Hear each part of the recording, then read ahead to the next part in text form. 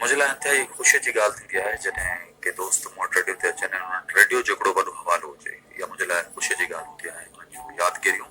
उन्हनि जो थियल कमु हवाले सां बि तव्हांखे ॿुधाईंदो हलां त गुज़िरियल हिकिड़ो प्रोग्राम नशर थियो जेको रतीअ जी रिहाण, मूंखे नालो त रूबरू ॾिनो पियो पर रतीअ जी रिहाण ते उहो हलियो। अमीन अरबाब जो इंटरव्यू मां ॿुधो ऐं अमीन अरबाब साहब खां मूं टाइम ते ईअं ई वरितो त कंहिं ॾींहं ते मूं हुनखे चयो, मुंहिंजो लिसनर दोस्त तव्हां मेज़बाननि खे ॿुधनि था पर ज़ाती ज़िंदगीअ जे हवाले सां बि ॼाणणु चाहिनि था तव्हांजो कमु। हिकिड़ो शानदार इंटरव्यू जेको नशर थियो तव्हां ॿुधो त मुंहिंजे दोस्त मूंखे हिकिड़ो व्हाट्सएप ते मैसेज कयो, रियाज़ डायरी मूंखे चईंदो कि अमीन जो इंटरव्यू ॾाढो वणियो ऐं मुंहिंजे लाइ इहा ख़ुशनसीबी हुई त हुनजो इहो मैसेज करणु ऐं मुंहिंजो उते ई जवाबु ॾियणु त हाणे तव्हां अचो। इहा मुंहिंजे लाइ सुठी ॻाल्हि आहे, ख़ुशीअ जी ॻाल्हि आहे त अॼु दोस्त मूं वटि रेडियो पाकिस्तान हैदराबाद ते आयो आहे ऐं तव्हांखे ॿुधाईंदो हलां त इहो ई प्रोग्राम रूबरू ऐं जनवरी खां साॻियो रतीअ जी रिहाण जे नाले सां थींदो ऐं हिन दफ़े असां सां रियाज़ डायरी रूबरू प्रोग्राम में शामिलु हूंदो ऐं हुनजो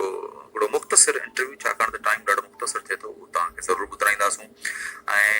ऑफ द रिकॉर्ड जॾहिं वेठासीं ॻाल्हियूं थियूं त ॿुधाईं त मूं जॾहिं रेडियो ते पहिरियों दफ़ो लिखणु शुरू कयो त इन सुगंध में लिखणु शुरू कयो हो ऐं हुतां खां पोइ हाणे उहे साहिब किताब आहिनि। पंहिंजो तालुक़ु हुननि जो शापर चाकर खां, उहो नओं नालो तव्हांजे लाइ बि न आहे, यकीनन हुनखे तव्हां पढ़ियो आहे,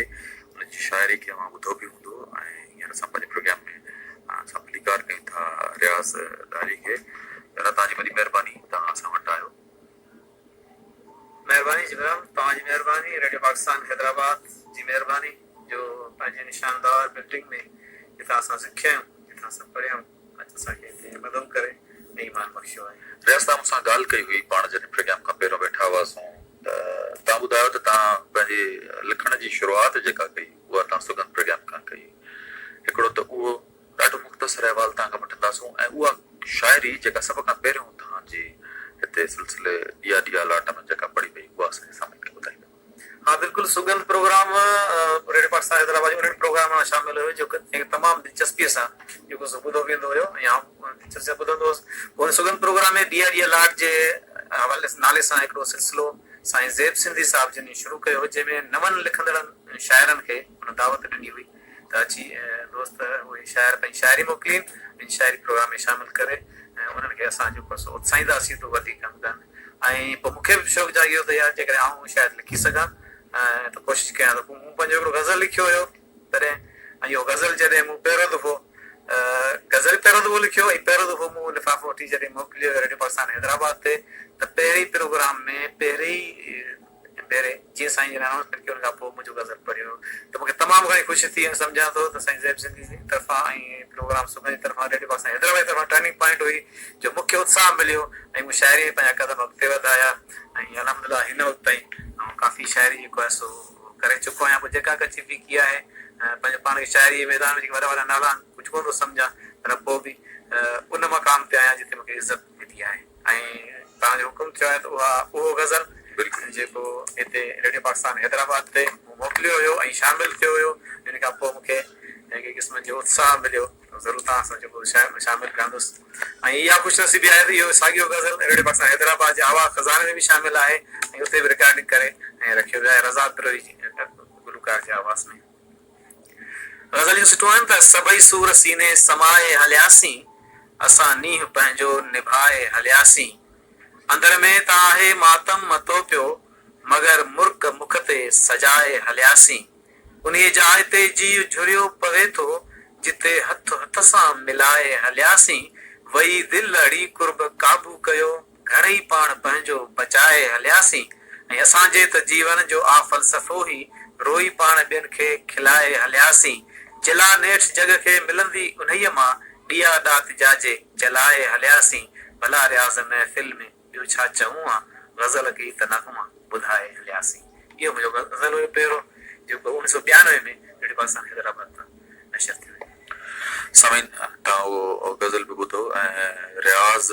असांजे उन्हनि दोस्तनि मां हिकु आहे, यकीनन मूंखां बि कई ग़लतियूं कोताहियूं ॿोली अखरनि लफ़्ज़नि में थींदी आहे। पोइ कॾहिं कॾहिं मूंखे अधे जो मैसेज ईंदो त इहो लफ़्ज़ हीअं न, इहो लफ़्ज़ हीअं पढ़िबो आहे। मूंखे ख़ुशी थींदी आहे त जॾहिं असांजो को दोस्त रहनुमाई करे इन सां मुंहिंजे लाइ हिकिड़ी ॻाल्हि मां तव्हांखे साम्हूं ॿुधाईंदो हलां, इहा बि मुंहिंजे माना हिकिड़ो ॾिसो एज़ाज़ जी ॻाल्हि आहे त हिकिड़ो को वॾो माण्हू या को वॾो लेखक जंहिंजो नालो आहे उहो तव्हांजी दुरुस्ती करे मूं फेसबुक ते का हिकिड़ी ॻाल्हि लिखी हुई जंहिं ते पोइ इमदाद हुसैनीअ साहिबु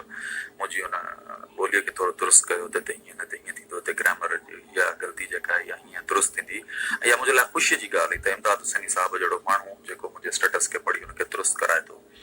जीअं तव्हां पंहिंजी ॻाल्हि कयो था त तव्हां सुगंध मां लिखणु शुरू कयो, ऐं मां मुख़्तसिर इंटरव्यू मूं इन जे करे चयो रियाज़ जो, छाकाणि त रूबरू इंटरव्यू तव्हां ॿुधंदव जॾहिं रतीअ जी रिहाण त उन में हुननि जो ज़ाती ज़िंदगी हुननि जी शाइरी उन हवाले सां तव्हां ॿुधंदव, तंहिं करे मूं सिर्फ़ु मुख़्तसिर रखियो त जंहिं प्रोग्रामनि मां हुन इब्तिदा कई आहे सुगंध मां उन में ई हुनखे असां पंहिंजे प्रोग्राम में घुरायो आहे। इहा असां लाइ तमामु ख़ुशीअ जी ॻाल्हि आहे। रियाज़ केतिरा किताब आहिनि ऐं छपिजी पधरा थी चुका आहिनि, केतिरा अञा मरहले में आहिनि? मुंहिंजो शाइरी जो हिकिड़ो किताबु हिन वक़्तु ताईं छपिजी चुको आहे 2018 में शफ़क़ रंगी शाम जे नाले सां। हुन में गज़ल शाइरी मुंहिंजी शामिल आहे, जंहिंमें गीत आहे, गज़ल आहिनि, वायूं आहिनि, काफ़ी आहे, बेत आहे, ऐं उनखे अलावा ॿियो गज़ल तौर ते शाइरी जेका छपी आहे मुख़्तलिफ़ रसालनि में या किताबनि में, सिंधियत बि संग शापो चाकर पढ़ाई शापो चाकर जे शाइरनि जो किताबु छपियो, हुन में बि मुंहिंजी जेका शाइरी आहे, पर मुंहिंजी शाइरी जो हिकिड़ो किताबु अची चुको आहे। ऐं ॿियो किताब जो नसर जो उन ते मुंहिंजो कमु हले पियो, जेको मुंहिंजे पंहिंजी जनम भूमि शापो चाकर जी तारीख़, उन जा शख़्सियतूं उन जूं ऐं उन जा बाग मकान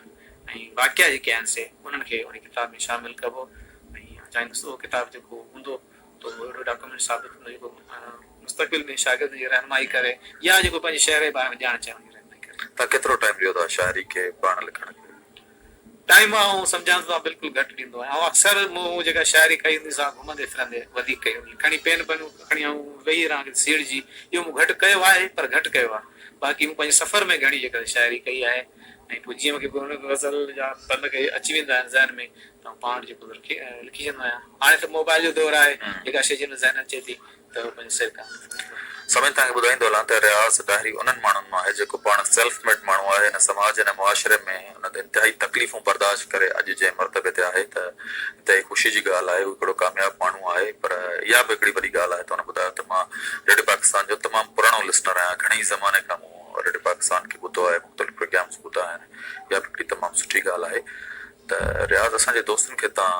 थोरो मुख़्तसिर में इहो ॿुधाईंदा वञो त तव्हां केतिरो अर्सो तव्हां कॾहिं रेडियो ॿुधणु शुरू कयो? रेडियो असांजे घर में मुंहिंजो जॾहिं खां वठी जनम थियो तॾहिं खां ई हुयो, हुन खां पहिरीं जो हुयो रेडियो असां वटि तमामु शौक़ सां ॿुधो वेंदो हुयो। मुंहिंजो वाल साहिबु रेडियो आणींदो, मुंहिंजी अम्मा बि जेको रेडियो अञा ताईं ॿुधे थी, ऐं सुबुह बि आयसि तॾहिं रेडियो हुन भरिसां पियल हुयो, ऐं सुबुह महिराण प्रोग्राम जेको हलियो पिए त रेडियो असां वटि तॾहिं खां वठी शामिल आहे। ऐं लाज़मी घर में हले थो त कॾहिं ते पए थो। 80s खां मूं रेडियो ॿुधणु शुरू कयो, 90s खां हुन में शामिलु थियणु शुरू थियो 90 ॾहाके में। रेडियो सां तमामु घणो लॻाव, रेडियो असांजे घर जो भाती रहियो आहे,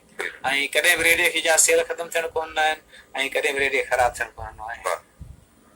तव्हांजी वॾी महिरबानी। वधीक सामाइन तव्हांखे रतीअ जी रिहाण में ज़रूरु ॿुधंदा।